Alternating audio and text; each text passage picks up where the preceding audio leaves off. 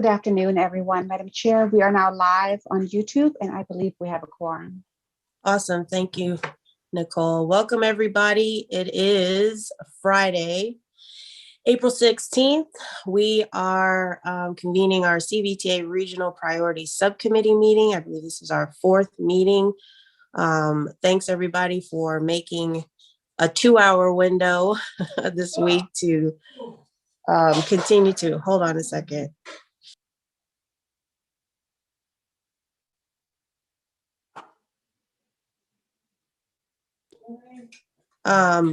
Okay, sorry about that. Like I said, I'm traveling, so I appreciate everyone working with me. All right, let's get going here. Per the agenda, we'll start off with the statement regarding virtual meetings. We don't need to read that. That's available online for those that want to read it. And we will start with roll call. Ms. Mueller.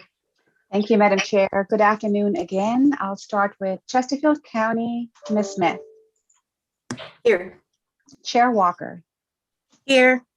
Charles City County, Ms. Russell. Goochland County, Mr. Coleman. Here. Hanover County, Mr. Vidunas. Here. Henrico County, Mr. Yor. Here. Ms. Meidler. Here. New Kent County, Mr. Stouter. Here. Ms. Leduc. Powhatan County, Mr. Chardine. City of Richmond, Ms. Clark. Here. GRTC, Ms. Torres. I think she's currently logging in. Plan RBA, Mr. Parsons. Here. Mr. Ariel. Present. DRPT, Mr. Brule. Ms. Dubinsky. Here. And VDOT, Mr. Mann. Here. And Mr. Riblett. Here. Thank you. That concludes the roll call for attendance. Madam Chair, you have a quorum. Thank you very much.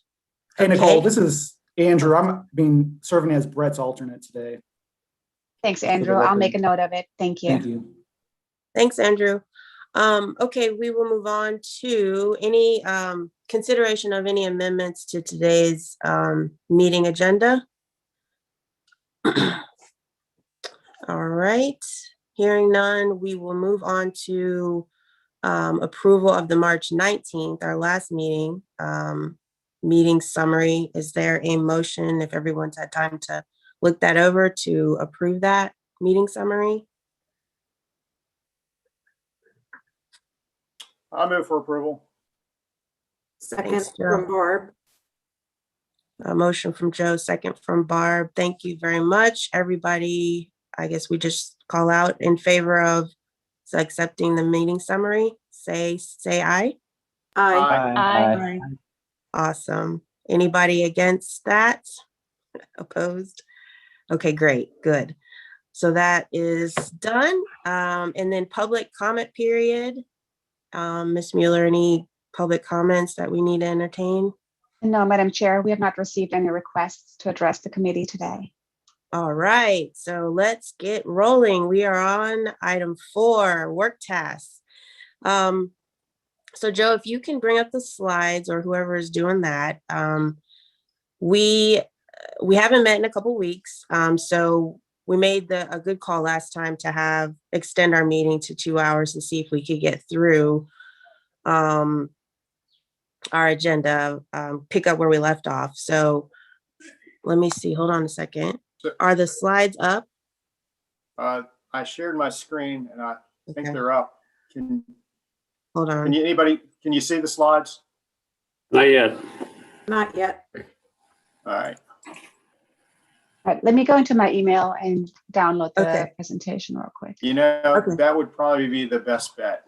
Yeah, that sounds good. All right. While Ms. Mueller's bringing up the presentation, where we left off last time, we had some good discussion on eligibility. Still have some outstanding items there that we want to pick up at. So we'll start with eligibility. Joe is going to, as he mentioned, I'm out of town, so my internet I was a little leery of. So Joe's going to help out and pick up the eligibility discussion.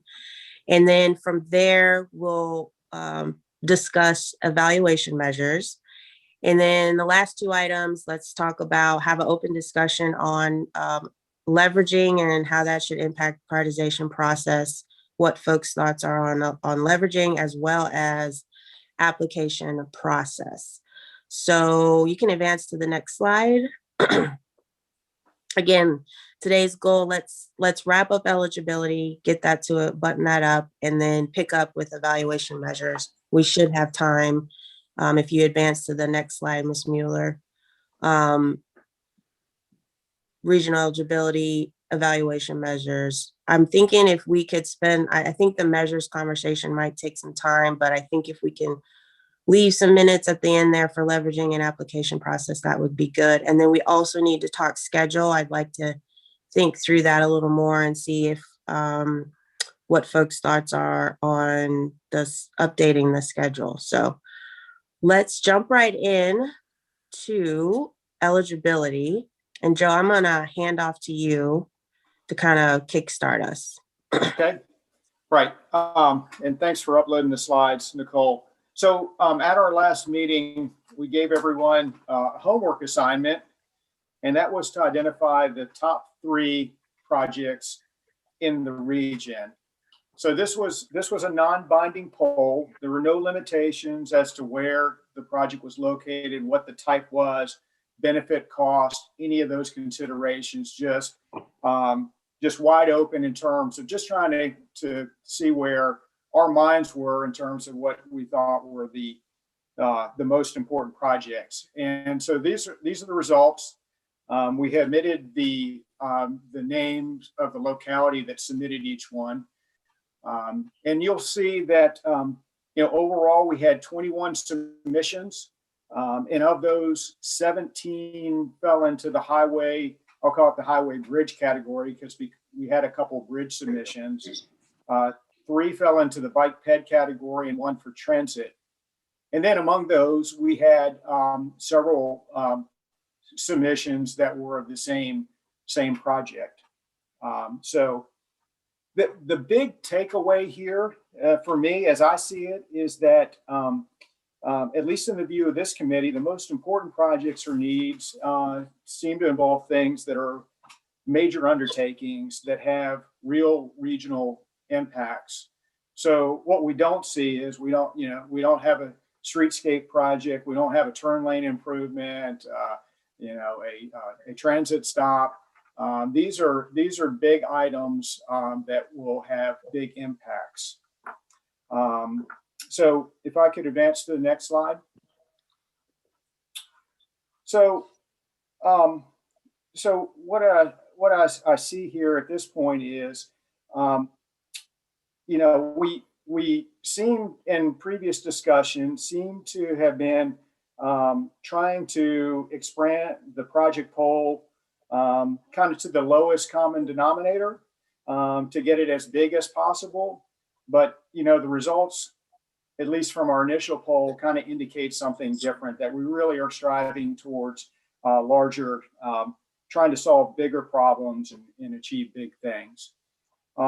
If we apply, an even stronger lens on things and look at the criteria that had been discussed, one of the criteria had to do with functional class, and there was a lot of discussion around interstates and limited access freeways being included. I think there was pretty much universal agreement on that.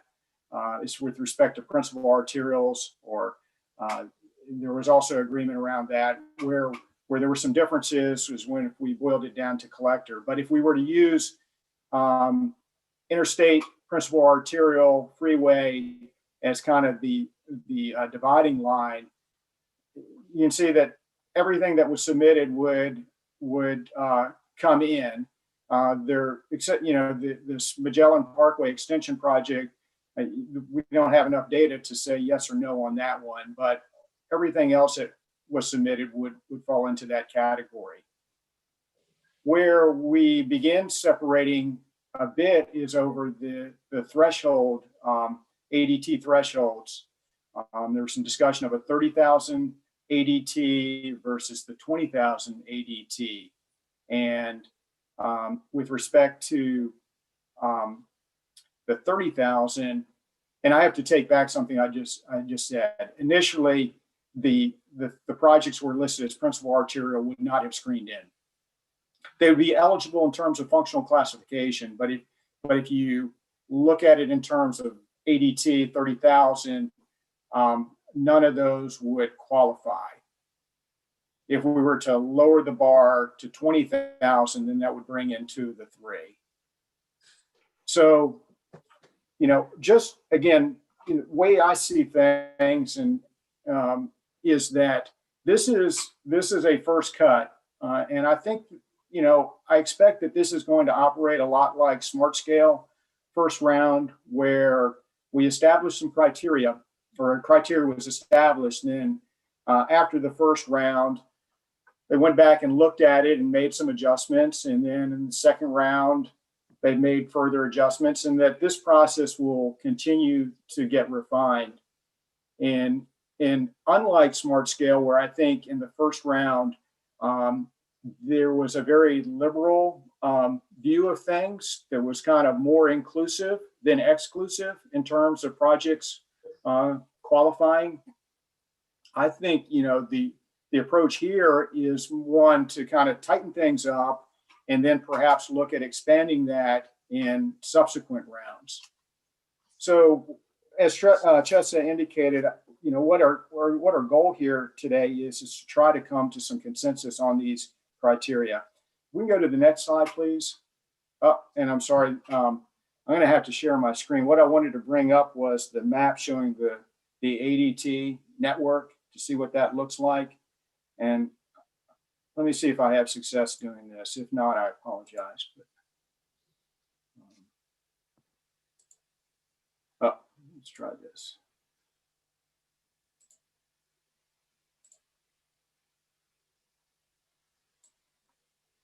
Joe, I've got it here if you want me to share it. Yeah, you'll be able to get it up faster than I will be able to. So please.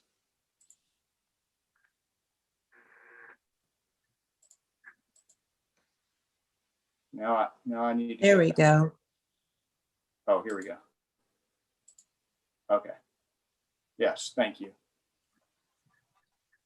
So again, this is what the network looks like, applying a 30,000 ADT filter. And, obviously it brings in all of the interstate segments or limited access and some higher volume arterials. Okay, so let's go to the next slide.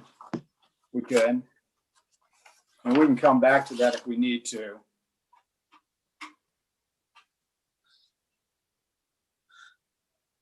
So what I like to do is try to start pinning down some of these things and just try to find some consensus. So do we have consensus over interstate and freeways being included?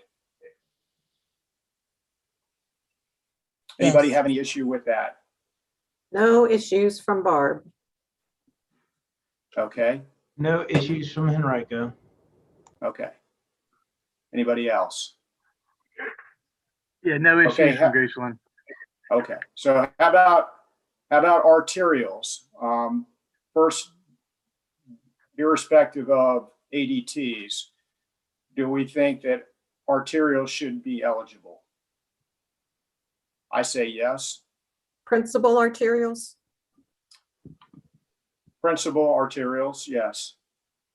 And minor arterials as well.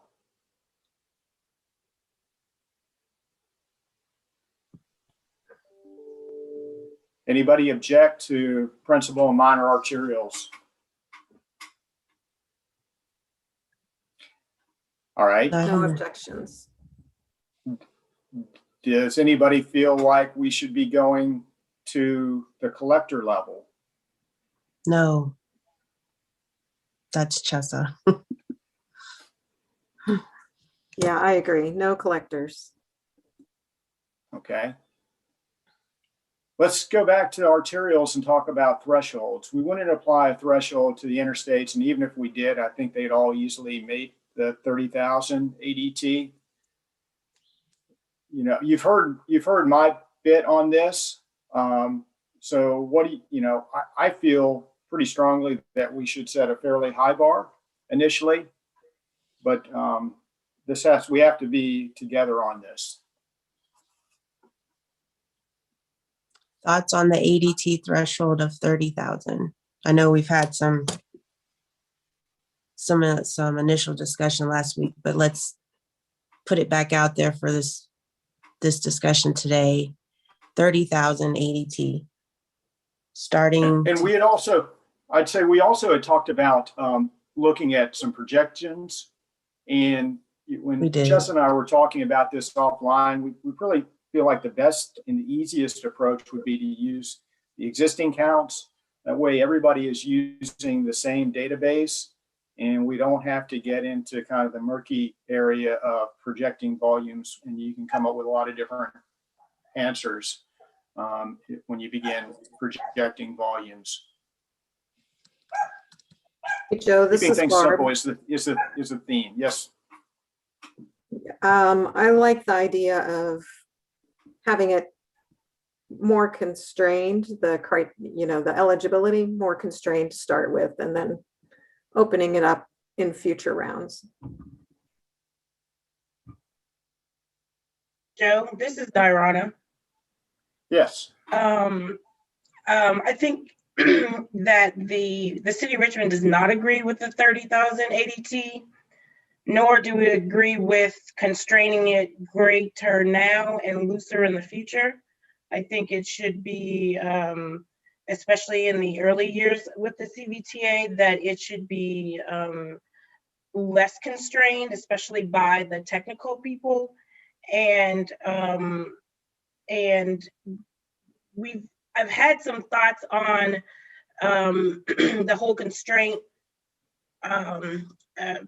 idea in the first place, and that is what are some of the, and even with the 30,000 ADT and even lower, aren't some rural localities still excluded? You know, if we looked at the list that was submitted, and the projects that were submitted, Were they from all localities? I think, Chester, do we receive submissions from all localities? All except one. Okay. And do I need to say and I think if you look at that project list, I think they pretty much physically touch all of the localities in our region except for one county, I believe.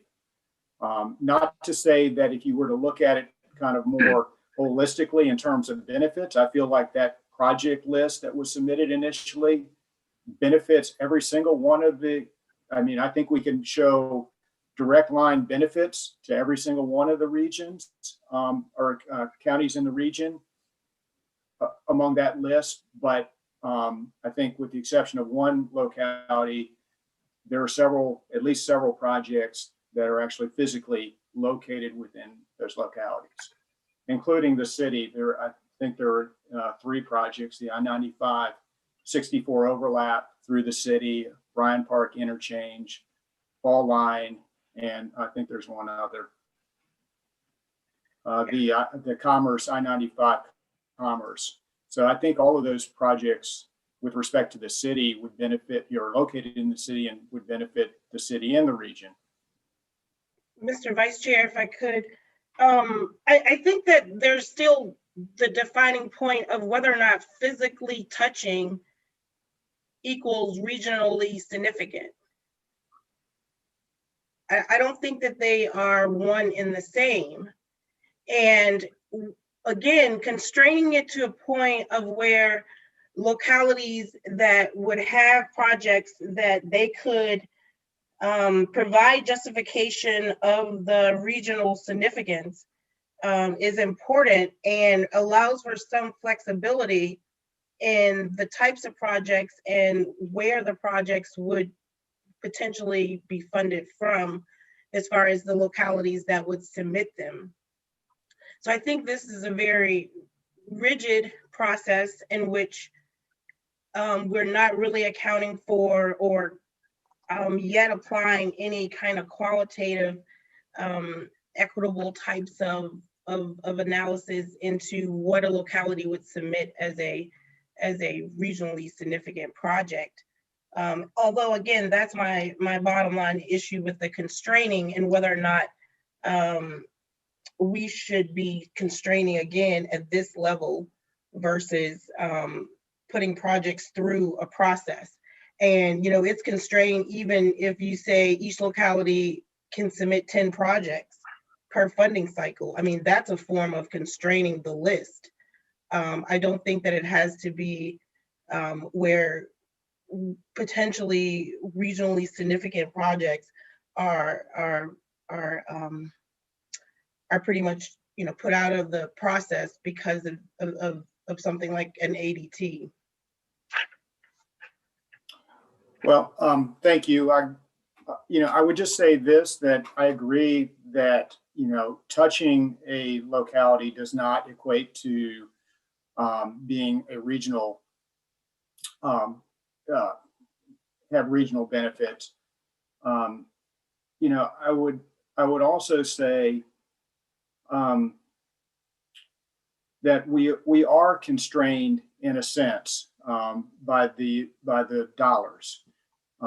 So, I do think it is appropriate that we consider limitations, and I hate to pick on Smart Scale so much, but somebody helped me with the figures, but 7.5 billion in needs, and I mean the request significantly outweighed the dollars. There is a work effort associated with this, and I just see that initially placing some constraints to make this manageable and realistic, that we don't, open it up so we have hundreds of projects submitted when we know that we can only fund, dozens of projects.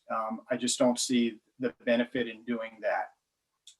And again, from the sampling, I'll go back to that sampling. I feel like every single one of those projects listed practically has real tangible regional benefits that if you were to ask the average person on the street, you consider this a regional project, a regional benefit, they would be able to say yes.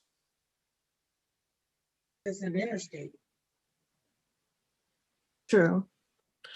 Any other thoughts to Diana's concern about inclusive and equity with particularly the rules?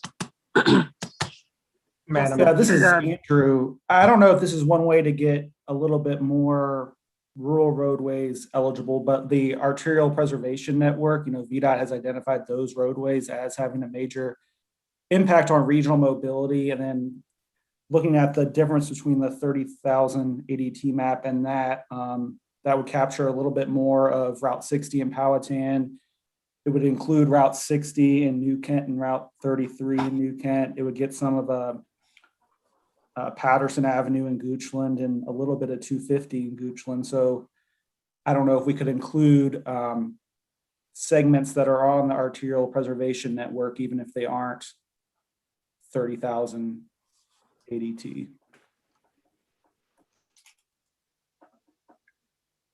Madam Chair, this is Todd. Yes, Todd. I like Andrew's suggestion. I think that's worth looking into a little bit more for the benefit of the rurals.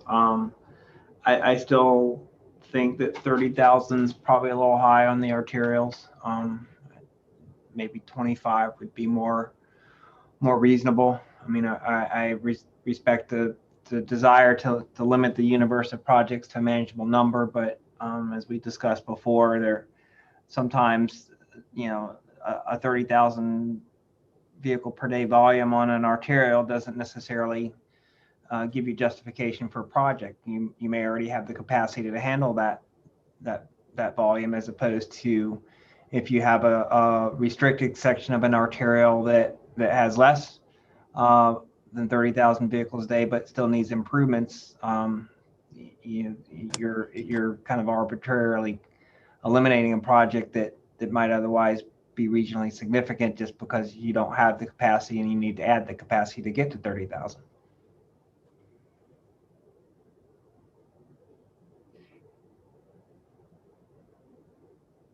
This is Tom Coleman, Goochland.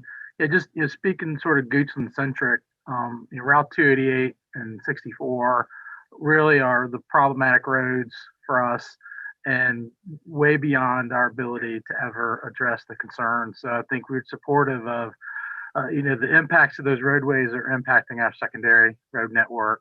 So that's really a focus of ours. As opposed to concerning the ADTs, I mean, we would probably, be supportive of a lower number, but, from our perspective, if lowering that number and making some of our roadways more eligible, that's going to exponentially expand the number of roadways in the region that would also qualify. So, reasonable minds could disagree on that. I could probably support, I could definitely support a lower number on the ADT.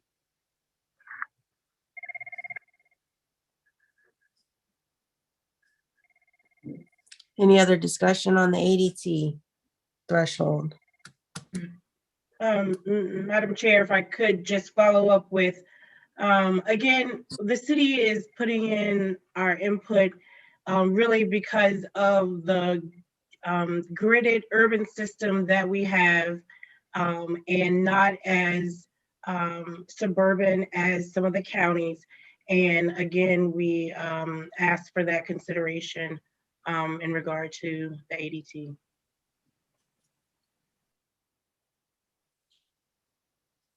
Madam Chair, this is Todd again.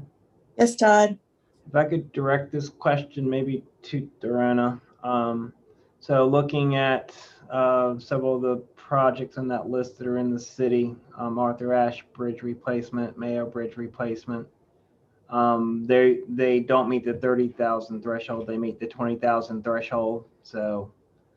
And the Mayo and the Mayo Bridge, which happens to be the route when the interstate is if there's an accident or something on the interstate, and so that average is about 17,000 ADT.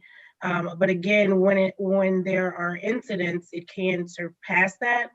But that's the number for that, and the consideration at 20,000 would also be greatly appreciated.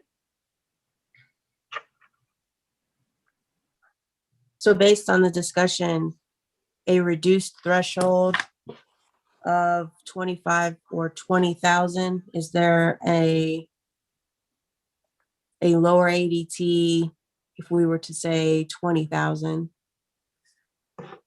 Go ahead, Barb. I'm okay with doing 20,000. And also want to think about the arterial preservation network. I wonder if I can find a map of that. I'm sure we could, yeah. Could you? And I'm pretty sure it's, well, I won't guess off the top of my head. If someone could find it, that would be good.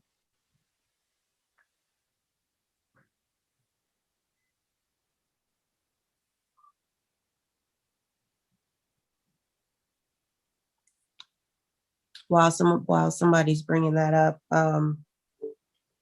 sounds like, see, 20,000. Oh, I guess I'll wait till we bring up the network map. But it sounds like we are in agreement for lowering a threshold.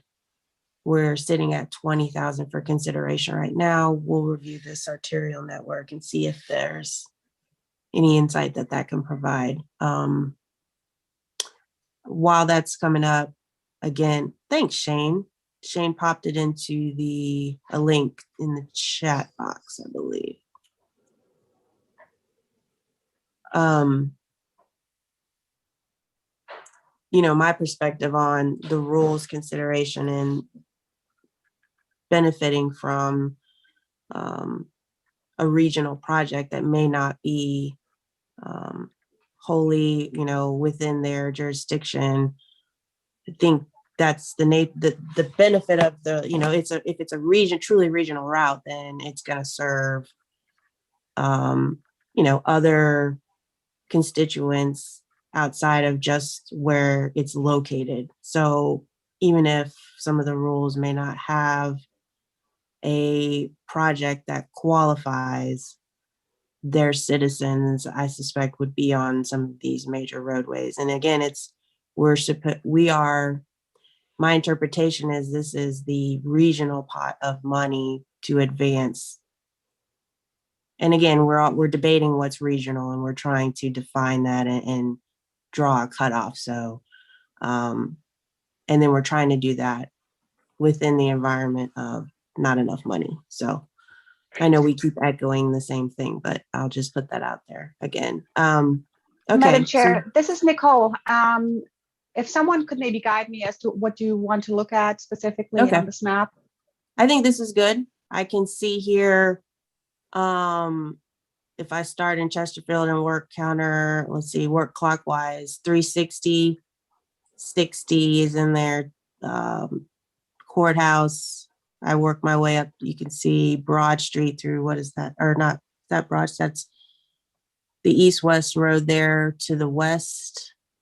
That is Patterson. Then you've got Broad Street through Enrico, Brook Road, heading north-south. What is the road, the little spur road to the east of Brook? Sliding Hill. Is it Sliding Hill? Okay. Okay. Looks like the leaf of a tulip. Yeah, that one. So find Brook Road north-south, just go directly, not the little one, but Oh, that little guy. Yeah. Poking out. That's teeny stem across from that boundary. Yeah, that heads up to 290, ties in at 295. What is that? I'll see if I can click on it. Okay.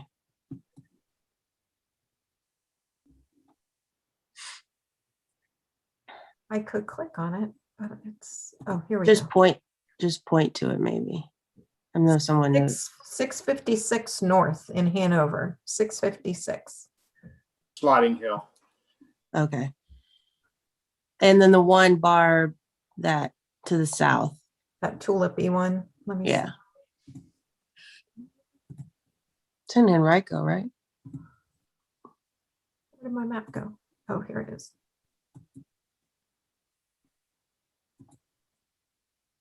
Oh, that's Route 1, 301. 301, duh, okay, 301. 301, and then keep working clockwise. 360. 360. And then the crescent one that comes down from the north to the south around 7555. 7555. So this is encapsulated in the rules. Sorry about that. Street sweeper. I guess one of the, it would be interesting to know where, the additions are, because I would submit that probably a lot of this would already make that threshold. The 20,000 number. Or even the 30,000 number, but okay. What does this add? Right. What does this add, I guess, beyond 20,000? Yeah, the ADT of 20,000 might capture a bunch of these links. Yeah. That's not an argument against, it's a kind of a curiosity. Can somebody explain just in kind of real basic terms what the Arterial Preservation Network is? What its purpose is? My understanding. The sliding hill piece is kind of curious to me. That little piece. Yeah. My understanding is that they are corridors that have yet to, they have potential to build out. They have yet to fully build out. So that's why you see it outside of that center core. So the potential for development on those corridors is, it still potentially could develop, and there's still opportunity to look at ways to preserve access and capacity on those corridors, short of widening. I mean, that's kind of how I see it.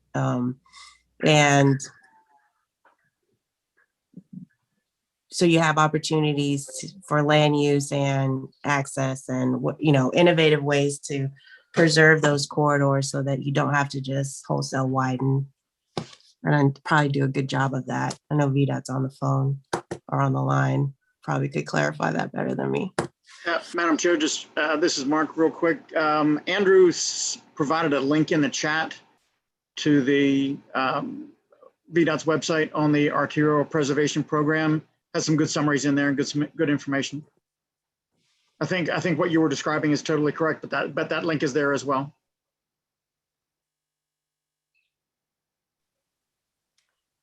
Chesa, my understanding is that those are the networks which are the part of NHS, National Highway System, and which is maintained by the state.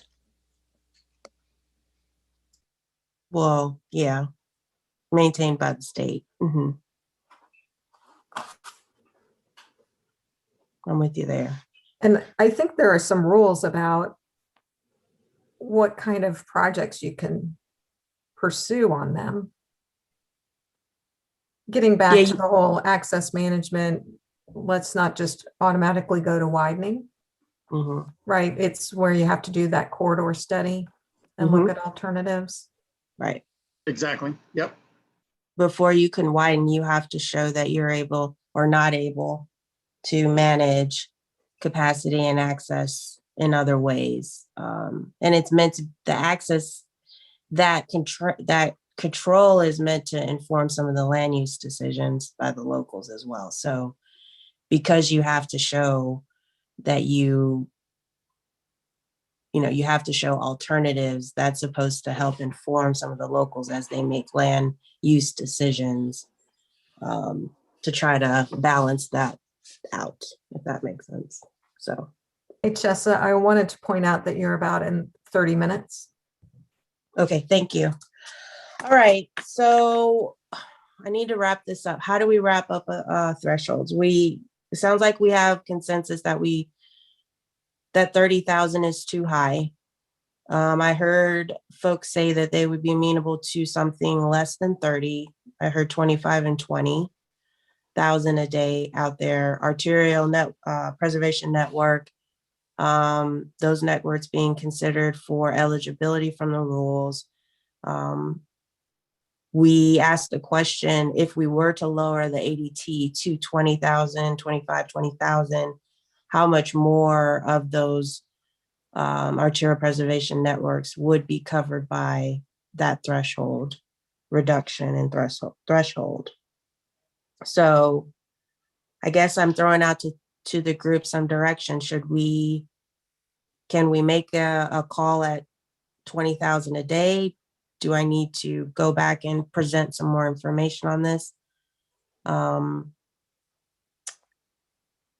Where should we go from here?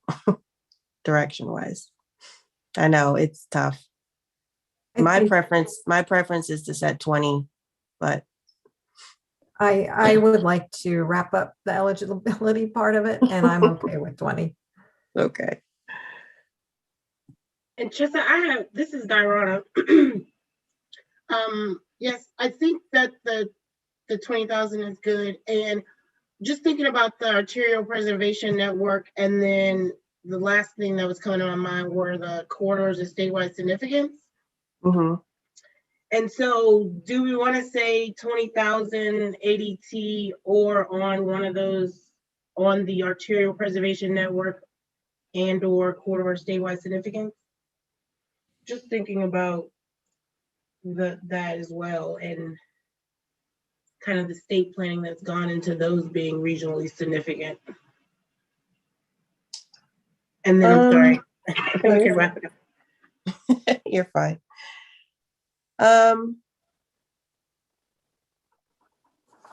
Again, it's probably, what pieces of the network would not be covered by the 20,000 that would be covered by COSS or Arterial Preservation Network. I guess you could have a segment that's less than 20 and still be on one of those corridors. Oh, look at Shane again. COSS map. We could pop that open real quick. I don't mind taking a look at that real quick if everyone is agreeable. Most of the COSSs, I think, are covered by like Route 1, the interstates, the freeways. Actually, not all the freeways. Who is pulling that map up? Nicole, thank you. There we go. Yeah, so you've got 95, Route 1. You've got 64 and 301. Sorry for the phone in the background. And then you've got 360.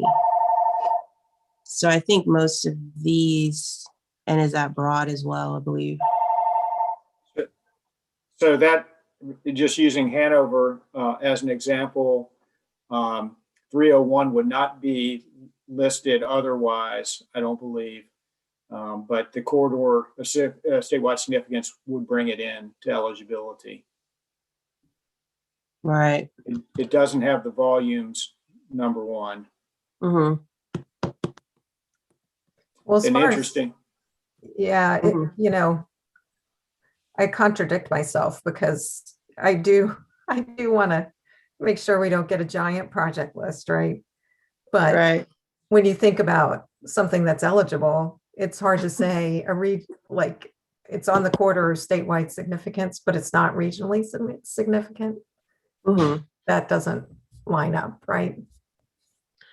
So I think what we'll see is if we say, okay, if it's on corridors of statewide significance, it's eligible.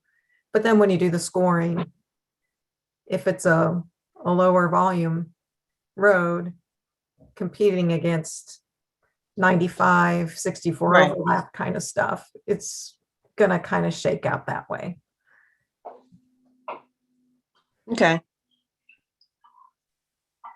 So everybody else, how does everyone feel about ADT threshold of 20,000 or on a COSS corridor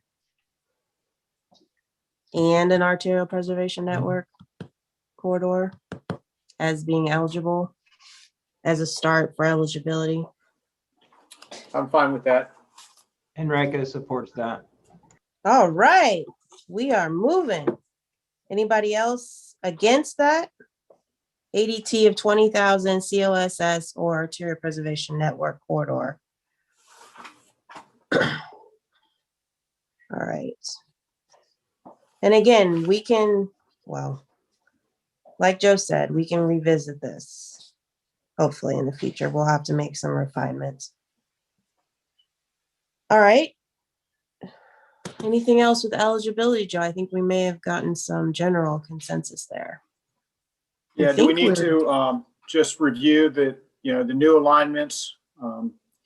Yeah, I think that would be good. What we're talking about here is that it would fall into the categories that we just discussed, and that would be backed up by means of reflected in a comp plan or by some other means. In this case of new alignments, we're talking about projected ADT looking out 20 years, again, using the same volume threshold that we just agreed to. Jesse, you might have to help me with this next one, estimate reduction in ADT adjacent to arterial due to rerouted traffic. Yeah, we had some discussion. Basically, if we use Magellan Parkway as in our little subset there, Henrico Todd would need to basically come up with justification. And these were some of the factors that we thought they could use to do so. And including, we threw out for discussion was, if they can make a case that Magellan Parkway or show somehow it's going to pull X amount of vehicles a day off of Parham, once the Green City, comes in, that could be all of that rolled up, could make a case for regional eligibility for the authority. And I guess it would be tact to take that consideration in and make a call on if it meets the purpose of it. Okay. Yeah. Can I suggest that maybe it's not included in this section under trying to determine its eligibility, but it's more kind of a measure or way to evaluate the project's benefit? Because we're really kind of talking about thresholds here. What would we use to say, yes, it's in, or no, it's not in? Right. I see what you're saying. Madam Chair, this is Todd. Yes, Todd. So with respect to the new alignment piece and Magellan, since we did traffic data for smart scale, it would qualify under all of those depending on how you define it. But I mean, definitely it's going to be over the 20,000 threshold. I think we had 28,000 There you go. built out. So Okay. I think as long as we have that criteria, we can also demonstrate it would reduce traffic on Parham in this case, which is a parallel route. I guess the question is there a certain amount it's going to be required to pull off, or can we just demonstrate that it benefits? And if that's the case, then I think we're good with those criteria.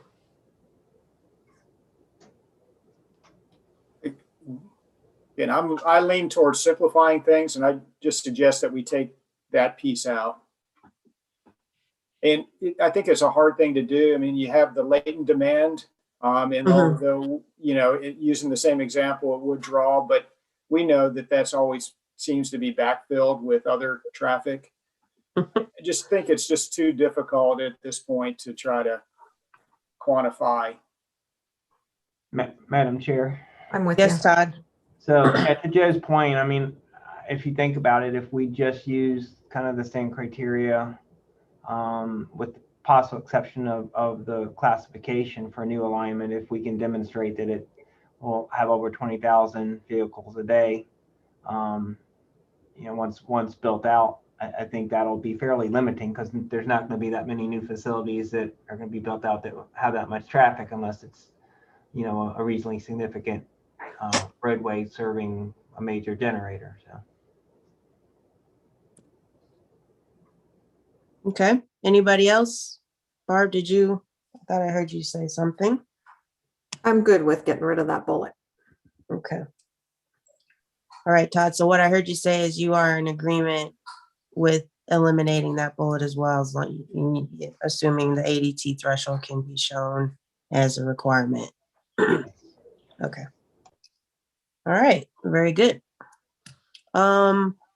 Intersections, and Joe, I'll pick that last one up. In regards to intersections, it's interesting. Our little subset list, we didn't have any intersection projects on there.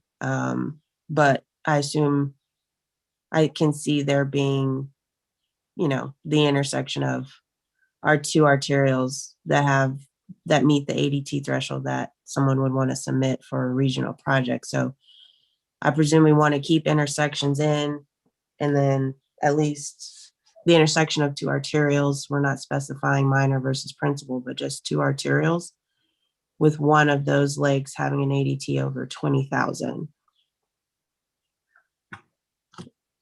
Any objection to intersection criteria? Okay. All right. Woohoo! Good work, folks. Let's advance to real quick through the other eligibility items. I think that in regards to bike ped, we had reached consensus about regional trails are in.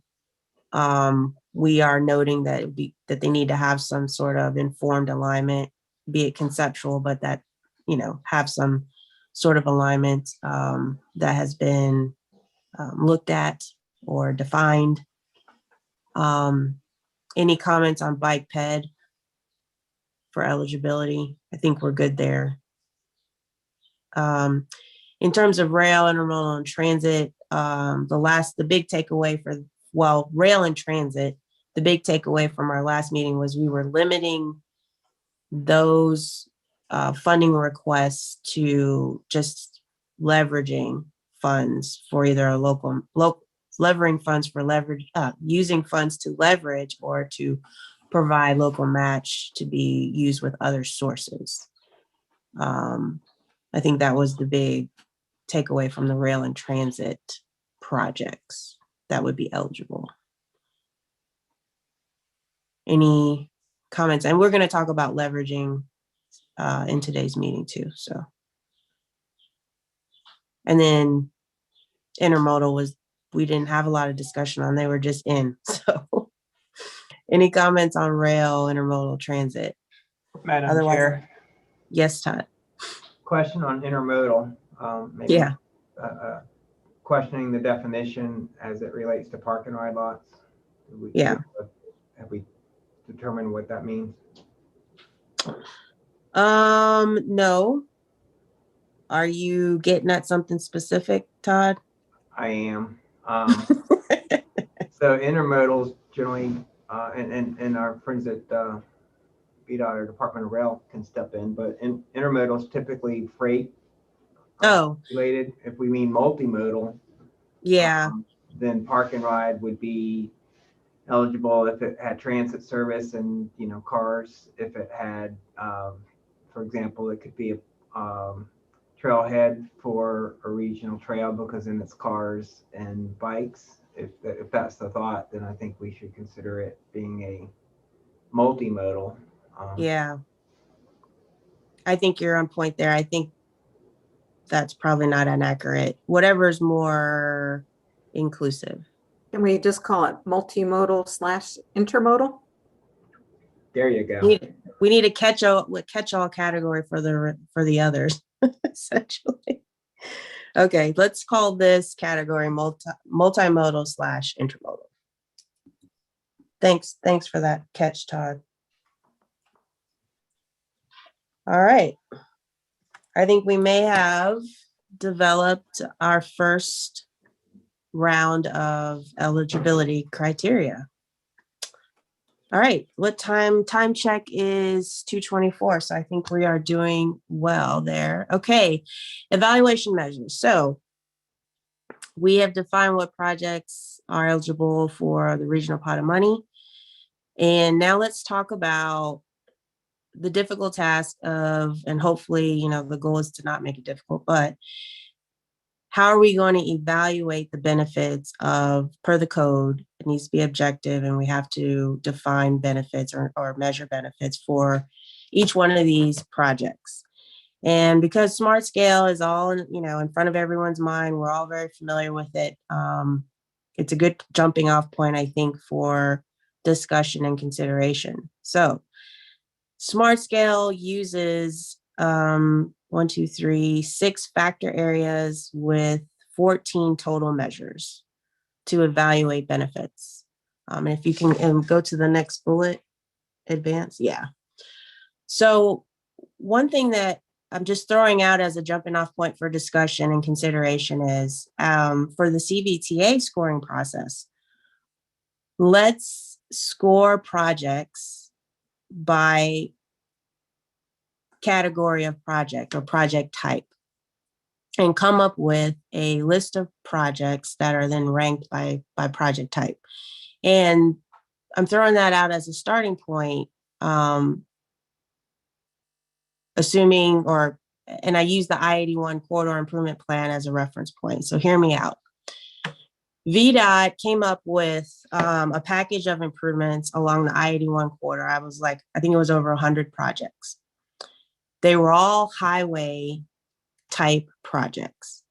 So if you advance the slide, what they did was they looked at all of the smart scale evaluation measures and they said, okay, and advance the slide, advance again, sorry. Thank you, there you go. What they did was they looked at all the 14 measures and they were able to determine that because the project types were all similar, highway type projects, they did not need to use all 14 measures to come up with a discernible difference to be able to rank projects. And they were able to whittle it down to 3 measures. And the ones that did, the measures that didn't allow for or show a distinction between projects, they eliminated those. So if you advance the slide, where they settled on was for highway type projects, which again, remember our subset, we have a lot of, and our non-binding subset, but in our initial subset, we have a lot of highway projects. And they were able to just use safety, congestion, accessibility to be able to compare and rank projects. So what I was thinking was, as a jumping off point for consideration was, you know, one of the concerns about Smart Scale, and remember what Smart Scale is doing is Smart Scale is trying to rank a projects from a tunnel project in Hampton Roads to, you know, a turn lane project in Bristol. And so they've got a wide varying type of project, scale of project that they're trying to compare and contrast against each other. And I think that's one of the concerns that we have with Smart Scale is it's kind of not apples to apples, if you will. But with our list, we just went through that grueling task of trying to limit our eligibility. So our projects for the regional pot, and again, we're just looking at Richmond region of projects. So we don't have that variability in scale and size. And then we have these constraints based on functional class and ADT. So our projects are more like each other than they're not, if that makes sense. So what I was thinking was one way to mitigate some of the Smart Scale concerns is we can score projects by category. And so, for example, we could score our highway projects with safety, congestion, and accessibility measures. And then if you go to the next slide, what we can do for the other groups of projects. So we have highway projects, we have bike bed projects, and then a third group could be the transit, TDM, you know, the intermodal and multimodal type of projects. So, and I can walk through this real quickly. What I was thinking of was the highway projects, VDOT kind of vetted that already with the I-81 package of improvements. So those 3 measures for highway projects have kind of been tested out already. So for regional bike ped, we know bike ped projects, because Smart Scale just, you know, evaluated 6 or 7 applications. These are the ones in front of us here. And they didn't compete well. And that's because of a number of the measures. They don't compete well against highway projects, for example. So if you advance the slides through, keep going, and stop there. So if we just look at bike ped and we look at the 14 measures, we can go through these one by one and say, well, which measures do we think intuitively make the most sense to evaluate a bike ped type of project? And working left to right, I'll run through these pretty quickly, just a high level of this. You know, this is my summary. Please correct me if I don't get some of this quite right, but congestion, for example. There's 2 measures in Smart Scale, throughput and reduction in delay. Throughput is effectively the estimate of number of users. So I would think that a good measure of a bike ped project would be how many people are going to use it. So I think the throughput measure would be a good congestion measure to keep in. Skipping over as opposed to delay, which you can see these, and what you're looking at are just the raw benefits. They're not normalized, they're not weighted.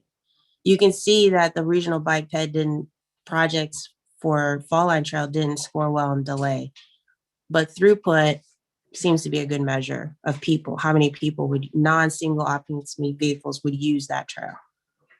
And then if you keep going, you've got safety. The crash rate is all over the place. So I would propose that we just consider, again, apologize for the background noise, consider crash frequency, which is the reduction in the number of crashes. And we could maybe modify that to just pull bike ped related crashes within a certain buffer of the project. And then if you move along, accessibility seems to be a good measure, which is basically, you know, how many jobs are accessible within a certain radius of the project. And then land use, I'm going to jump over the next two. Land use is the number of destinations outside of that are non-work. So schools and recreation and shopping. How many more of those types of destinations are accessible with this project? So I think accessibility is basically a measure of how close are the jobs, and land use is a measure of how close are all the other land uses that this project would make available to people. So I think those would be good bike ped measures. If you look at environmental, I think is not a necessary, that doesn't sound, maybe I need to word that better, but environmental mitigation is something that's baked into your project development, right? You've got to go through, if this is going to be, any of these projects are going to have federal dollars, you have to go through and figure out how you're going to mitigate and avoid, you know, environmental impacts. So to rule out a fall line trail project because of some, you know, environmental factor, I don't think it's a necessary measure to be able to compare and contrast like projects. And then the economic development measure, I propose that, again, as a jumping off point for consideration. This one is super data intensive. And Fall Line Trail didn't score well because a lot of it was off-road. The off-road sections aren't going to have a lot of site plans within the certain buffer area. Yeah, you could tweak that. You can make the buffer area bigger, et cetera. But I think environmental and economic development would be two measures that we could consider cutting out. So I'm going to stop here because I've been talking a lot and just get some initial thoughts on and what other folks might have been thinking about. How do we go about scoring projects? That was a mouthful, but I opened it up for discussion just based on what I threw out as a jumping off point so far. I know it's a lot. Anybody? Chessa, Yes, ma'am. I like the idea of looking at the 6 measures in the categories. For one, I love the category idea of having measures appropriate for those different categories. And then I like trying to really pinpoint the measures where you can get some differences between projects. So that makes sense. The 81 example made that pretty clear. And for this bike ped part of it, I think it makes sense to try to have something that measures the users, tries to measure how this project might improve safety. Access to jobs is good. I really like the access to destination part of it in land use. I think that's great. And totally would love it if we got rid of economic development because of the data issue. Yeah. And yeah, I've never been a fan of the environmental measure in smart scale because it's part of the project development process. So all I did was reiterate what you just said. It's okay. And people are digesting, so maybe that gives some folks some more time. As part of this, would the next step be then to, if we stuck with these 4 categories, is then to give weighting to each category? Yes. So we can advance the slide. I did something similar with the last group to get to Joy's point is, so we have the highway measures, safety, congestion, and accessibility, Bike Ped will come up with measures, the most applicable measures, again, that will give us a difference. Because keep in mind, we are already saying these are regional priorities or regional projects that we need to get done. We're just trying to vet them and put them in some order to inform the authority on where to, what to start with first. We're not trying to say that, we're not trying to justify a project. We're just trying to compare and rank. So we would do something similar with transit rail and TDM. These are a subset of, I went through the scopes of the different transit, TDM, and rail projects that were submitted in Smart Scale. This is statewide. And pulled out what I thought were applicable, and just to give you some idea of the scoring of the benefits. And then I did the same thing, just my initial thoughts. So I proposed very similar to Bike Ped. You'd have a congestion measure, a safety measure, accessibility, and land use. Same thing as Bike Ped. And we can debate and tweak some of this as y'all see fit. But if you were to advance one more slide to Joe's question, we would end up with these categories. I propose we end up with these groupings: highway, Bike Ped, and then the transit rail. We could change that to multimodal, intermodal. And then we would settle on, okay, which one of the measures are most applicable? And then we can come back and figure out weighting. I didn't throw any weighting suggestions out, just wanted to get this initial concept out for discussion. And then essentially what you would end up with is just like this. You'd have rankings within each category. And then that's what the full authority, that would meet the code. We are supposed to measure benefits and consider costs. So we would take these benefits and divide by costs, and then we would rank by these groups. And then the authority would consider, this is what would go to the authority for consideration of funding, and leave it to them to figure out what to fund. And I think that's the bigger discussion, I think, is that category ranking, and not giving them one out. If we had our subset list was 20 something projects, we're not going to give them a list of 1 through 21. We're going to give them rankings by category and let them decide what they want to fund. And I think that's the bigger discussion point. We can figure out the measure stuff, I think, but thoughts? I know. Other ideas too, if this is just something for consideration, if y'all have other ideas that we should be considered for evaluating benefits, please let's discuss. So this is Diana. Yes, ma'am. So first, I have to say thank you for your work on this. And I'm definitely going to need some more time to digest all of it. I think that the categories, I'm trying to understand, is the categories, the, ranking, I can understand the projects being ranked, I presume, in each category, but you're saying all of the categories would then be presented to the commissioners or to the authority. And then, but I heard you say something about benefit. And so I guess that leads to where is the benefit, or how does the benefit cost fit in? Is that would be integrated with the measures, or? Yes, so good question. I was a little all over the place. So go to the next slide. And basically what we would have is, so if we start from the top down, right? We've got the factor areas. We pull out whatever factors, and then the next row is measures. We decide which of these measures we would use to come up with benefits. Once we pick that, we would have the benefit number. So that measure value is the raw benefit score, I believe.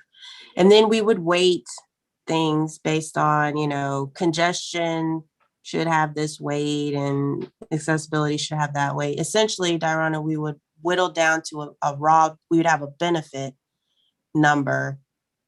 And then that benefit would be divided by cost, the request that the applicant is seeking. And then that number is what we would rank on. Similar, it's just like Smart Scale.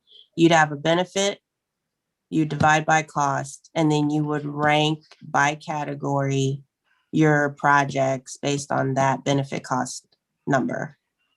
Is that clearer? Probably still a little confusing.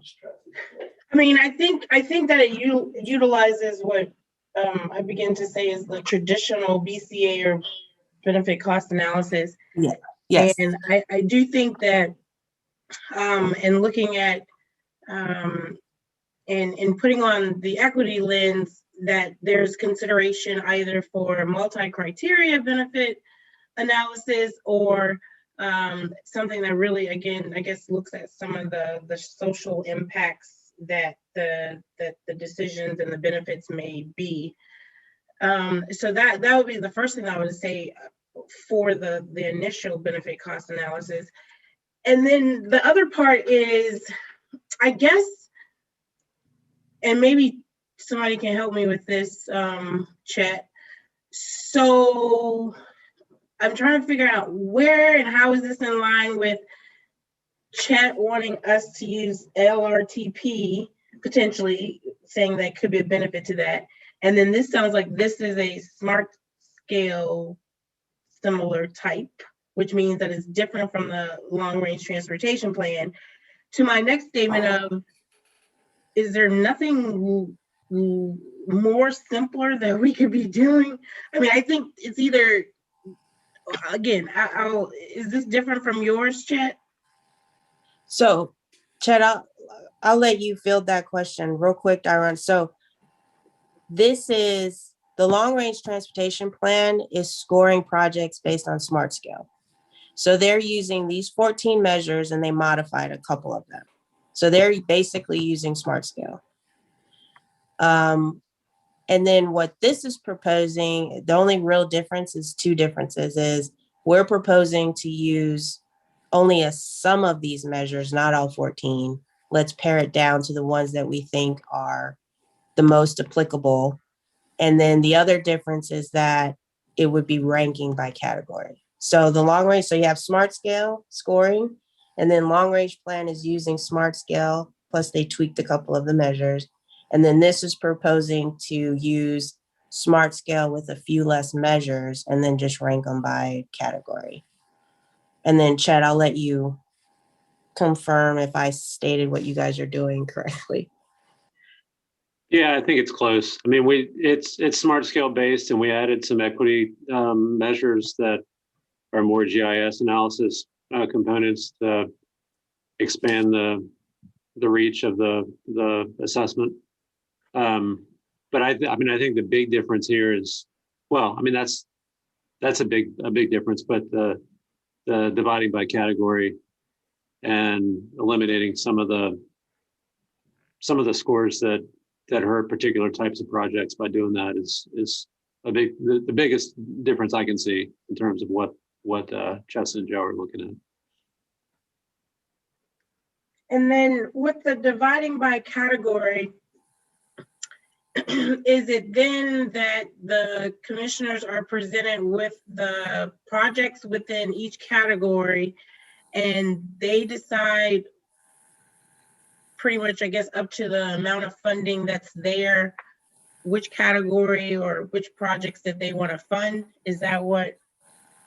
Correct. And so the thought there is that, so we could,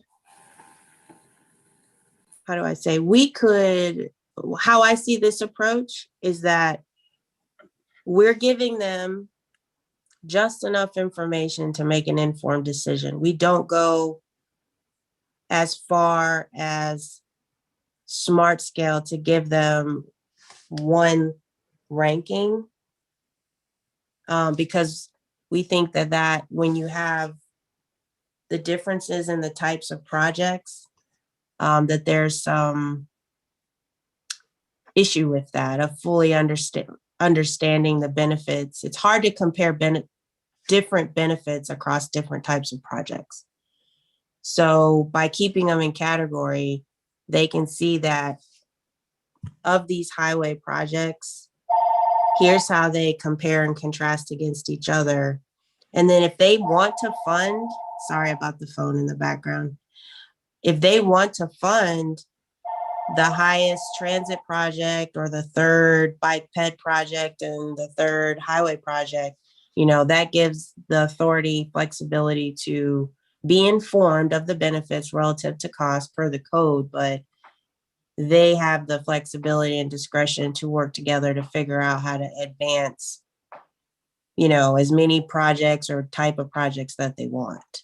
It's less data intensive, but it's enough that they can compare and contrast. So, and I don't know how the authority will receive that. I think there was some discussion at the finance committee meeting. I got a download on that. I think Carlos had mentioned that the scoring is, that they could deviate from the scoring if they chose to. They have that flexibility. So I didn't know how much work and how detailed do we need to get, and understanding some of the concerns with Smart Scale. I don't know that we need to have the same intensive review of benefits. We just need to have enough that they can be informed and make a decision. Hey, Chessa. Yes, ma'am. Yes, Barb. I would think that we would, as staff, make a recommendation to the full authority. And when we're trying to make a recommendation, we might look at the projects, how they're ranked in their categories. We might also try to combine it into one giant list. We could do that. And see what it looks like there to help us make some decisions. Mm-hmm. But I definitely see that we would have a staff recommendation going to the full authority. And, it would have our thought process behind it, so they knew where we were coming from. But then they have the ability to take it or leave it, take parts of it, change parts of it. Mm-hmm. Madam Chair. Yes, Todd. So, kind of adding to what Barb said, I think the charge of the Technical Advisory Committee will be to put the best effort forward for the electeds, because if there's a project that that is the political will to fund and it's in the bottom of the list, whether it's a combined list or a list for one of the categories, and that gets chosen, then there's political pushback that could happen from the public. For example, if something that was priority to fund but it didn't score well. So I think we need to do a best effort to try to capture what it is the region, what we know across the region is desired to be funded. The other cautions I will throw out there is we need to be careful with getting too close to the smart scale model because of the black box effect and the ability to have transparency on what we're submitting and how it will score. We don't want to end up having to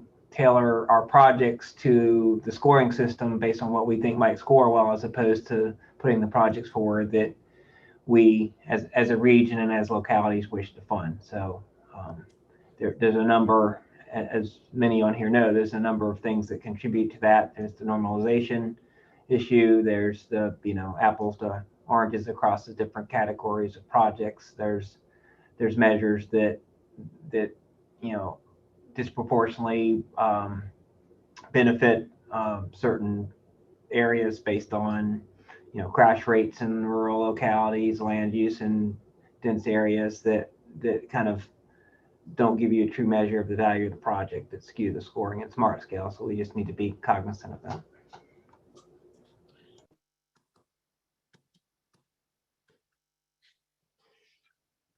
Any other ideas, discussion on how do we go about measuring benefits?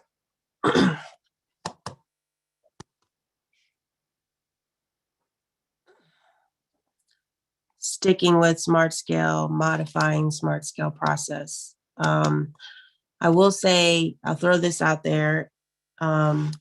Chet is and Sulab are in the throes of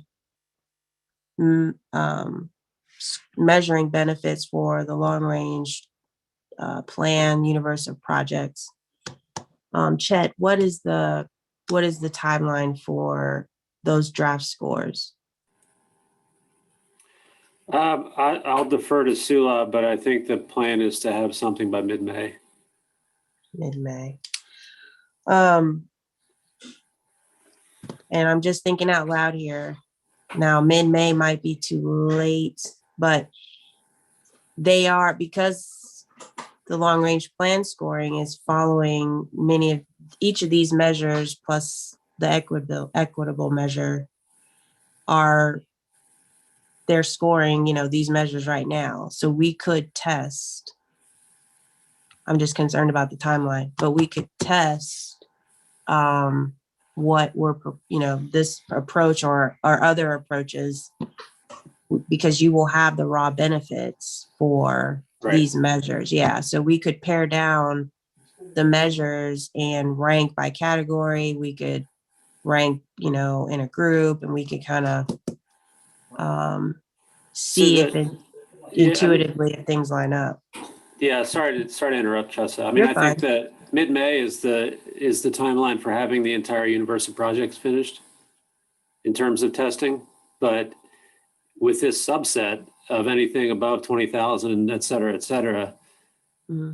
I don't think we have a set process that we're doing certain types of projects at a certain time. It's just going through the testing. So those could always be pushed to the front of the line if there was a subset that for CVTA purposes would make more sense to look at first.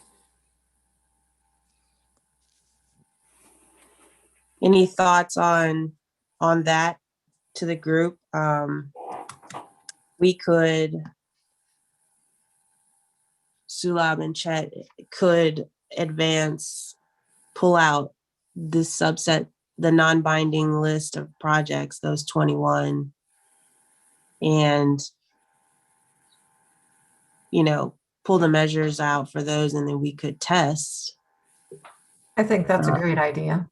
Because I think there's a lot of silence, because it's overwhelming in terms of wrapping your brain around. It's one of those things as a local, we all live with smart scale, right? And we know after each round, we're all going in and dissecting things, and we know that we have concerns that we don't want to carry forward to the authority. We also want to have consideration to the work effort for both, the locals and for the scoring folks, for consideration there, which I think we'll get to application limits and all that. We'll talk about that next. But so maybe it's better to have a subset that we could test and then have some discussion.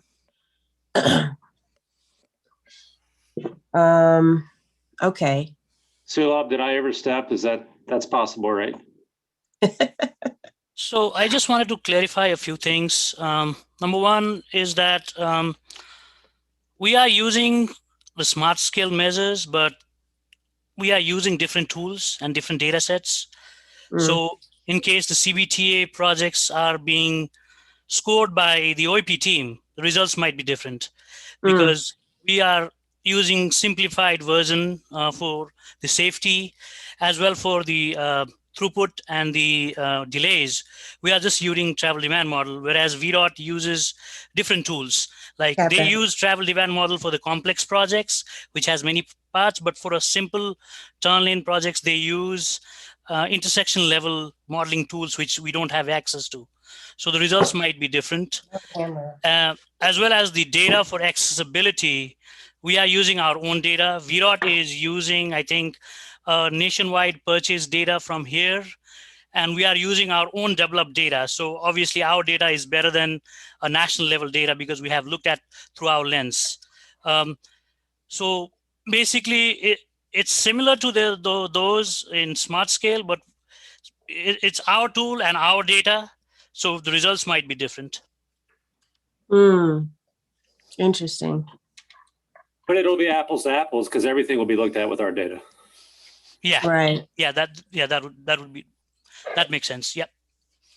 Right. But if the whole CVTA project is going to be scored by OIP, then it's going to be different. That's what I want to mention. But has that been determined? I didn't think OIP was going to be scoring authority projects.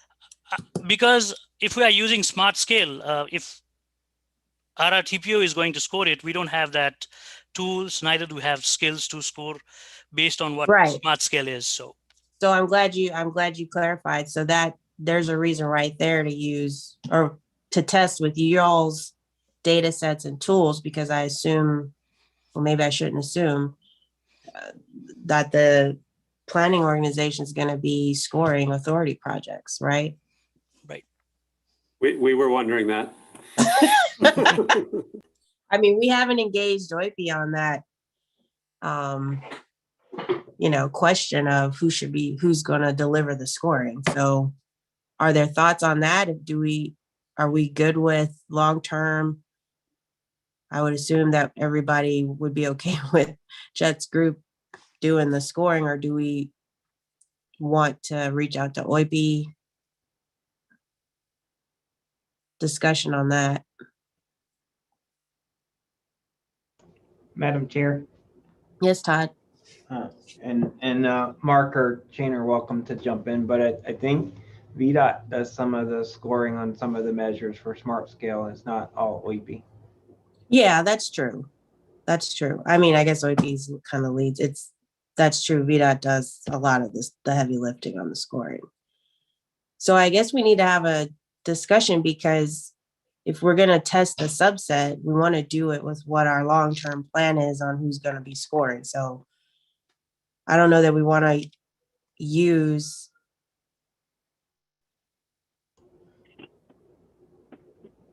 Madam Chair.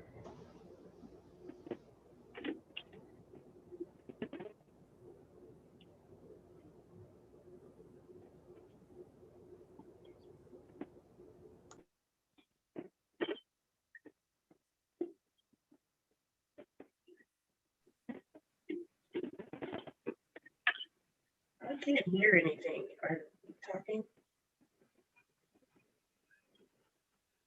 Chessa, we may have lost you. Are you there?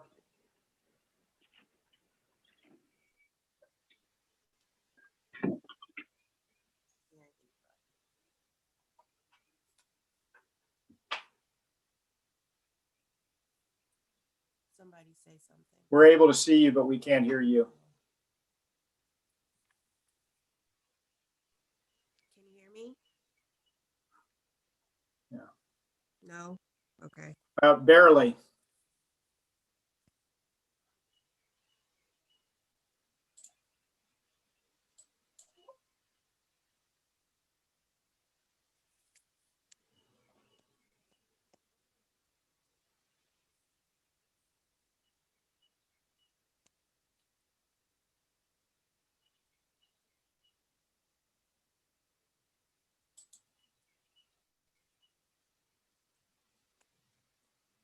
So Joe, Jessa was wondering if you could pick up the. Yeah, that's what I was thinking. And I'm going to have to leave here very shortly, but so I think where we are, my preference would be to use the TPO if they would be agreeable to do the scoring. I think it does make a lot of sense to be working with the same data sets that are being utilized in the long-range transportation plan scoring. And it is a simplified approach, more simplified approach, I would think.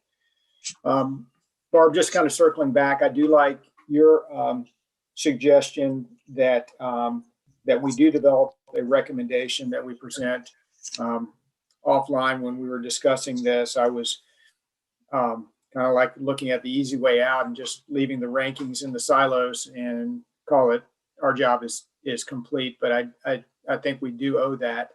And also what I think I heard at the Finance Committee was that the authority does want to retain some degree of discretion, so they're not bound hard and fast by the pure ranking, but can make some discretionary decisions in terms of what approach or what projects would be selected.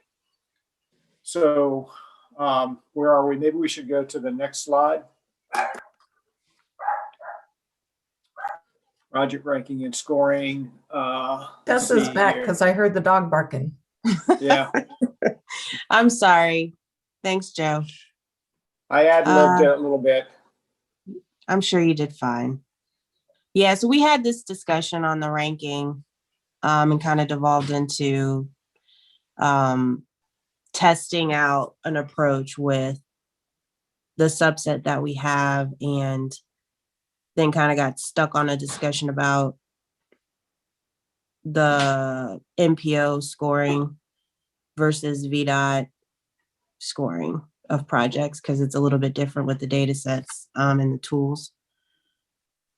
I think the testing would be very helpful for the discussion, because I'm not hearing a lot of discussion on how to go about scoring. Sometimes it's easier to see something in front of you to react to say, okay, if we use these measures, here's an actual list of projects and here's how they sort out. And that's intuitively, it makes sense and people can see it.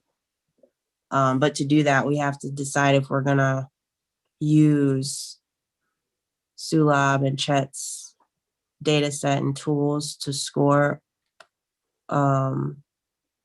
which again speaks to the long-term, who's gonna score projects for the authority, for the authority. This is Adrian. I agree with you, Chessa. I need to see what the resource need is to determine who has the bandwidth to even take it on by doing a test first. Yeah. Okay. So do I need to reach out to VDOT to do the scoring, which is consistent with how SmartScale does it? Or are we good with Sulab's subset, or testing our subset with their data set and their tools? Chessa, this is Chet. I would suggest using the TPO's data set so that it's consistent with the long range plan. I mean, for lots of reasons, but I mean, that's one of them. I mean, if you're looking at project scoring for the exact same project with two different methods, then it could raise some questions about which one is correct or which one is the priority, or, I would suggest, if we're going to be testing anyway, just use the tools that we've got. I think it, Good point. I think it makes sense if the TPO staff can help us with that, since there's already the relationship between CVTA and Plan RVA, and then the consistency thing. And also, I like the idea that Sulab and Chet are using a little bit simplified version or data too. So that's good. Okay. All right. Madam Chair, this is Diana. I just have one quick question. Sure. Point of clarification. So,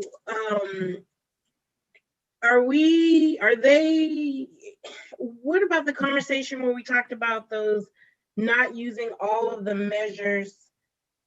Is that going to be, lack of better words, implemented before they're running the test? Yeah, so how I envision it is Sulab and Chet, they will run our little subset through the measures that they're using for long range plan. All the measures, the same measures, the total list, all of them. And then we would come back to a group, look at how our subset scored with each measure and see if we can pare down or see if it shakes out. Just basically look at how everything shakes out to see if it makes sense. And then we can make modifications if we think we need to. So basically they would use all the same measures they're using to score the long range plan. And then we could use that information to test out how we want to what measures we want to use, if all, if half, none, from there. Does that make sense?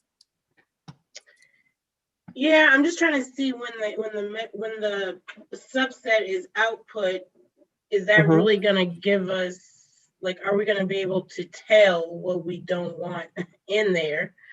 Yeah, I think we'll see what shakes out. I think that's what, basically, when we look at the measures that come out, the benefits that result for each project, when we look at them, we'll cut the data by grouping, for example. And if there is a measure that doesn't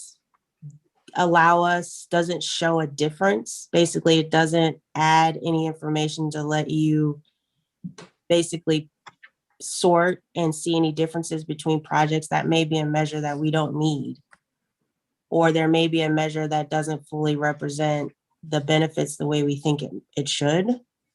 Mhm. Or, basically we just need to see the data and then we can review it together and see if it makes sense and make modifications from there. So we are also using a demonstration benefit cost analysis, which won't be used in this LRTP, but we'll just demonstrate how this compares with the smart skills like ranking, which we have organized. So that could be looked at as well. It's not the final, it's just a demonstration that we are doing this time. So say that, sorry. So Sulab, say that again. You're going to be comparing. So we have the smart scale like performance measures, 15 performance measures, which we'll be scoring each project with. But we have also a demonstration benefit cost analysis scoring method, which is not similar to that, and it's not relative to any project. It's the absolute benefit for each project. So we have that as well for demonstration purpose. So we have that, so that could be looked at as well. I like that. Just the raw benefit. Yeah. Are you converting that to $1? Yeah, it's gonna be divided by the dollar value. So if it's more than 1 or more than 2, then it's beneficial, right? So, and then we'll have all the numbers, the fractions, 1 or 2, whatever it is, comes out, and we can compare which one is the best bang for the bucks. And Madam Chair, that was like some of the process where I talked about kind of like traditional method versus an equitable method, and really how that benefit cost or that scoring method is really kind of determined at that point as well to show the benefit.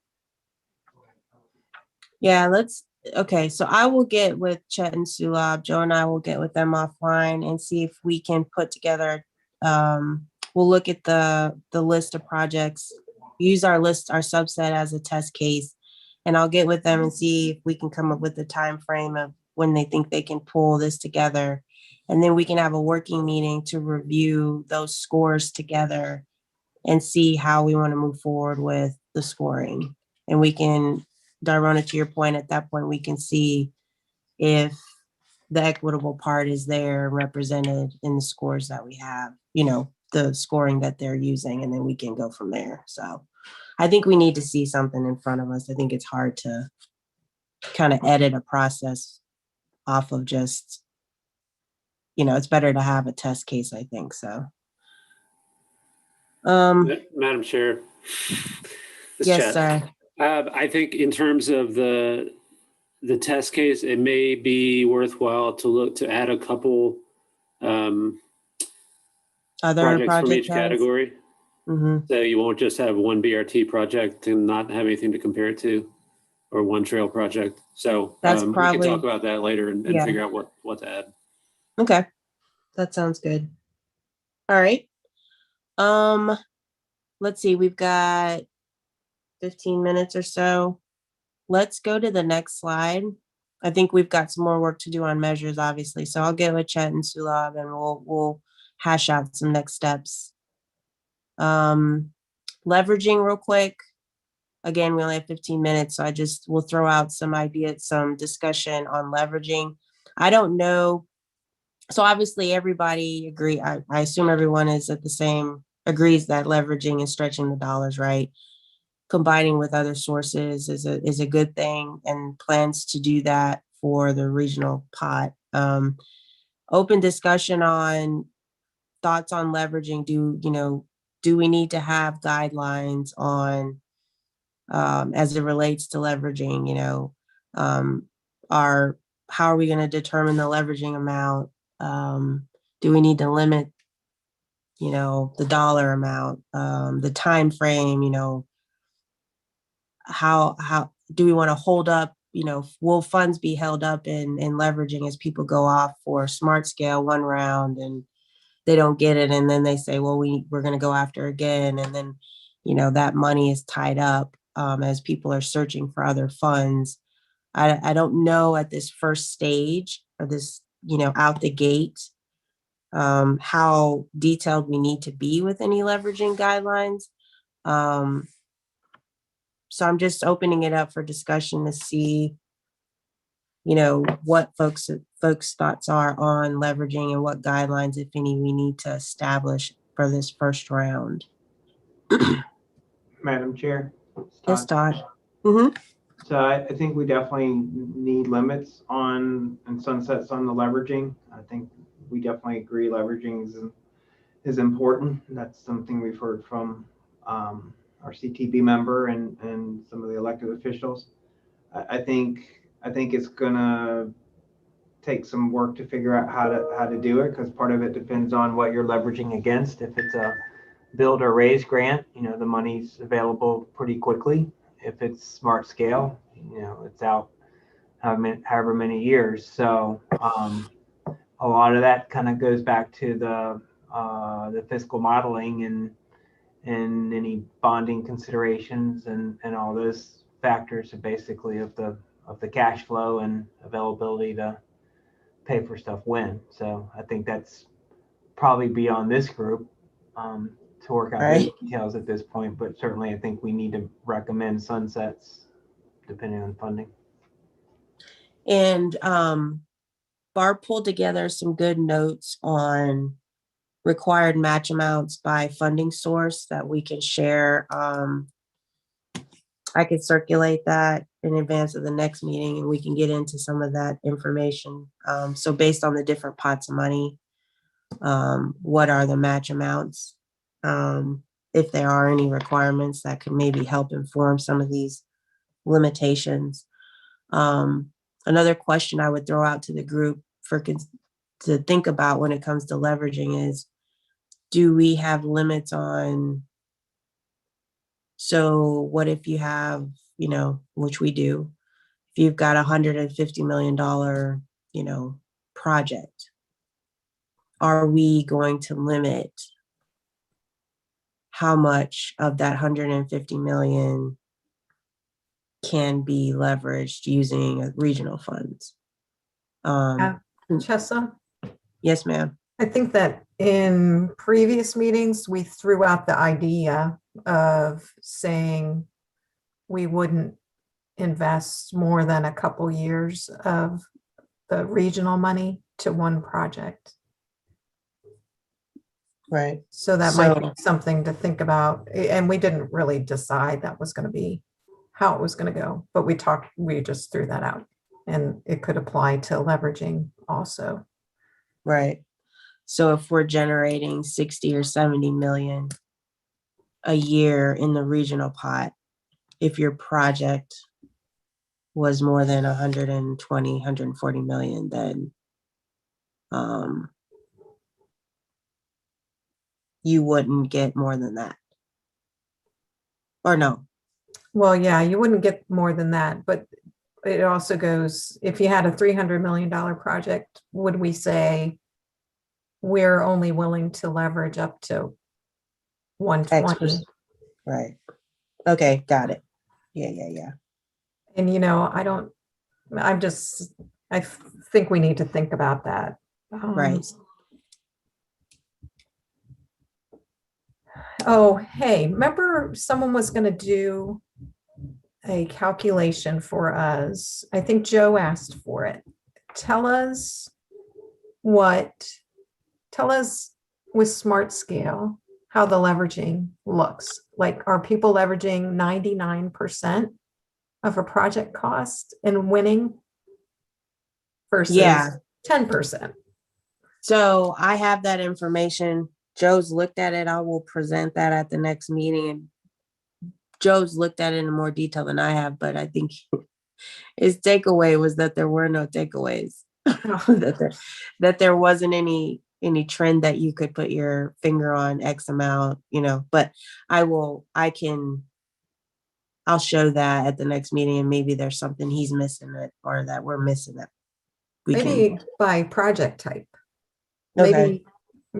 Maybe if you break it up in project type, there'll be Mhm. something a little more obvious. Yeah, I got that information from Loipe. So I just need to go in and pull that out for the group to digest. So by project type would probably be, here's how much was leveraged by project type, and which projects were successful. Okay. All right. Yeah, I think the leveraging, we talked about different scenarios where you're going to have projects that already have funding on it that are going to come to the regional pot and want to make up the difference. And then you're going to have a scenario where people are want to, come to the regional pot to get a chunk of money to go leverage against Smart Scale, for example. Right. It can work both ways. Right. And then we just need to have some guidelines on limits, I guess. Yeah. The time frame issue. Yeah. If we were to leverage our regional money and go after Smart Scale, and Smart Scale is not programmed until year six of the, I think actually that might make it easier, because we can program our leverage funds out into, like if we could use our leveraged money to advance PE and right of way, depending on how much it is, right? So we could start PE and right of way with the CVTA money while we're waiting for the Smart Scale money. But we're able to program it in those outer years. So it seems like it would be easy to deal with. Okay. All right. Other thoughts for leveraging? We'll look at leveraging in more detail next meeting. Madam Chair. Yes, Todd. To Barb's point, I think it's certainly good to leverage, start PE to help leverage other funding. I think we have to be careful with right of way, because if you start acquiring right of way for a project that ends up not getting funding, that's problematic. And I think historically that's happened on some projects across the state. What I had said was we would, if we made an application in Smart Scale with leveraging in it, and we're successful in Smart Scale, we could then begin the project.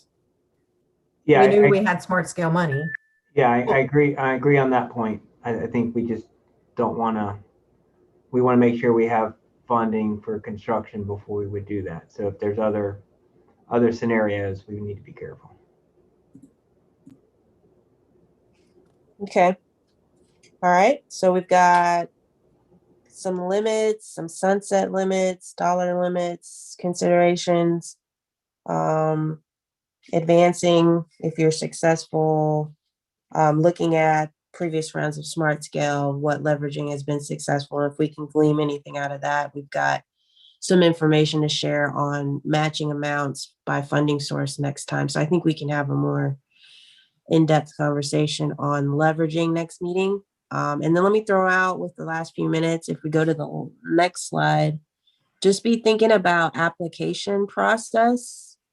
I think the second bullet there, be thinking about applications. Are we going to be limiting the number of applications that folks can submit for the regional pot? To the right, you'll see you've got the voting structure for CVTA. That could equate to applications, number of applications. You've got the bottom table on the right, which is the smart scale requirement for, or number of applications that are allowed by population. Both are informed by population.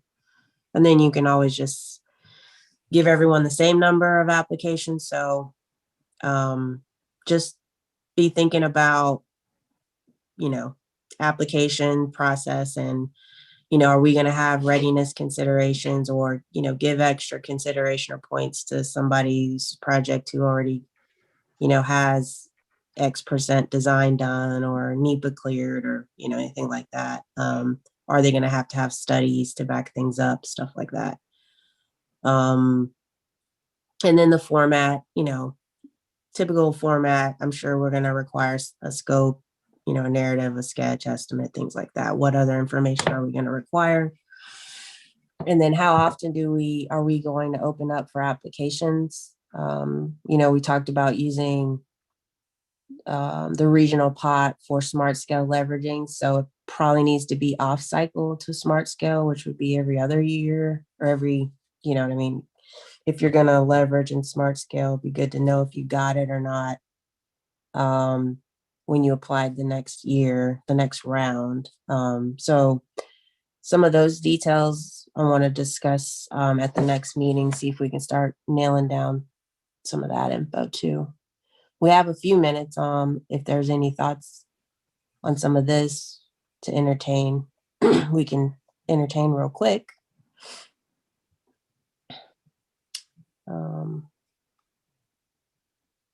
Tessa, this is Diana. Yes, ma'am. I put a couple of things on the leveraging in the chat. Okay. So I just wanted to make sure those comments were included. Okay, good. Yeah, I'm on my phone, so I didn't see that. So I'm glad okay. Yeah. Make sure to put those in the meeting summary and so folks can review those. I've copied them out, Chessa, and I was going to email them to you. Okay, great. Thank you.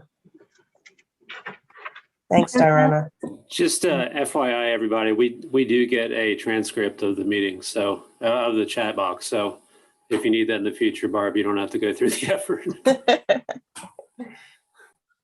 Hey, Chessa, this is Tiffany. Hey, Tiffany. Yes. So I think that I'm just kind of be very curious about how the test goes out with the TPO. I just kind of want to be mindful in terms of the amount of time it would have to take into doing scoring and that consideration. I know that there's still discussions about staffing support moving forward for Cvta. Yeah. So, the scheduling of all the tasks that the TPO staff to do in between RSP CMAC with the timing here with LRTP and trying to be mindful of that too. So I just know that, we're throwing a lot of curveballs and I just want to make sure that whatever we do, we do with this, that, one, that we're considering the TPO staff on this, because I still remember all the times that we had to do all the scoring for just the long range plan, but also how much detail, whatever we come out from this, is that something that we can still accomplish within a 2 or 3 month time frame, for example. I think that's the part I'm looking for, is that, we can get into the data and the details and that's all available. But I think that people have been saying that we're trying to simplify this so that there is still some room for the actual full authority to be able to make the decisions. So I just want to make sure that we're kind of keeping the balance, that we're not going to get too technical and then this ends up being a 6-month process. So I'm for the TPO staff doing it versus OIB, because I think then you have a whole lot more steps to kind of go into that process. Same with VDOT in that regard. But I just want to be mindful about that weight, that workload weight. Awesome. Thank you for that. Yeah, I agree. We should be able to find a sweet spot, I think. There's so much out there that's being done. We should be able to pare it down and hopefully make it something that is informative and credible, but also can be delivered in a timely manner so we can move on with building roads and extending transit lines and other things. So I agree. Thank you for that. And then that leaves 4 minutes. And the last slide is, oh yeah. So we talked about that. I'm going to circle up with, again, with Chet and his folks, and we'll figure out what we can get done in a timeline for testing out a way to measure, rank, and score projects. So Go to the next slide. So, and one more time, hit the button. Yeah. So I think we're definitely not gonna, obviously we're not, I don't think we're gonna make the beginning of May as having this all buttoned up. So I think we are, today's the 16th. We've got April 30th, our next meeting. We will get into leveraging and the application process in more detail. Measures, again, I'm going to get with Chet and figure out when we think we could have some testing scenarios to present to the group. So I think I need to table the schedule and think through this some more and circulate what I think is more realistic after I talk to Chet and his and see what we can deliver on testing so we can figure out the measures. So that's my thought on revising the schedule. It's basically let me have a discussion and get back to you guys. So any thoughts on schedule? I definitely think we definitely got the hard task. But we're getting there. I think that gets us to our 2-hour time frame, everybody. I appreciate it. It's a lot to get through. I think 2 hours was definitely needed and was beneficial, and we're moving the needle. So let's eat our Wheaties 2 weeks from now and have another 2-hour meeting. And I'm going to do some work on the back end ahead of time. I really would like to get things out to you guys before our meeting. I'm not going to promise, but I'm going to try. It'd be great if I could get at least the presentation out so you guys can kind of be prepared about what to come, what we're going to be talking about. So I'm going to work really hard to do that in advance of next meeting. Any closing comments, questions, concerns, affirmations?